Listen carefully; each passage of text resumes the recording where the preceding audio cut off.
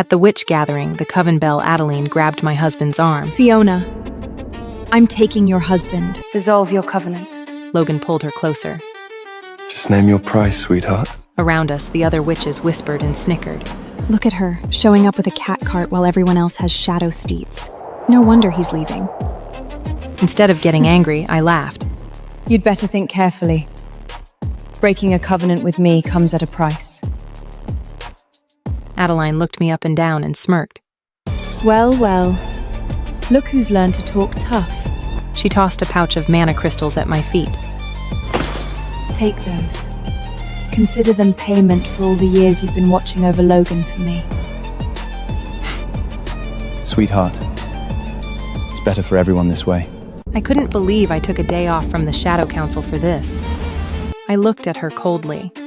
Adeline, do you know what the Witch's Code says about stealing someone else's husband while a covenant is still active? She let out a dismissive laugh. Consequences? Ask around what name I carry in the Shadow Council.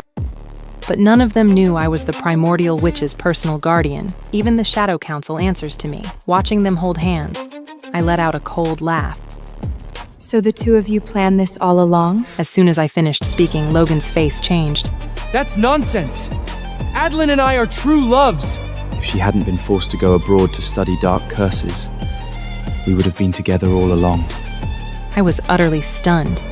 Everyone at the Coven training ground knew she had been the one to dump Logan. Now he was rewriting history? I didn't know why they had gotten back together, but at this moment, the magic covenant between Logan and me was still active.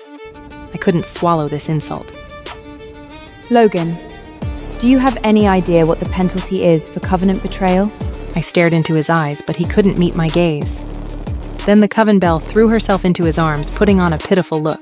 Enough with the threats. You're just upset because there aren't enough mana crystals. Name your price. I have more than enough mana crystals. Watching this once glorious coven belle, now reduced to proving herself by stealing someone else's husband, I felt nothing but indifference. Adeline, let me remind you, if Logan agrees to dissolve the covenant today, both of you will face the witch court. Before I could finish, Logan jumped in anxiously. Stop trying to scare us. What could you possibly do? Ever since we made the covenant, we've barely seen each other. Who knows what you've been up to? To be honest, if you hadn't chased me back then, you wouldn't have gotten a single manta crystal. If it weren't for my special status, I would have slapped him. Logan's words drew laughter from the crowd. See? They always say your power and status determine your partner.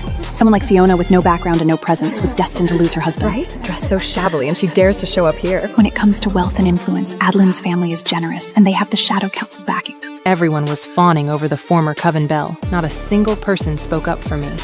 In their eyes, I was nothing but a clown for their entertainment.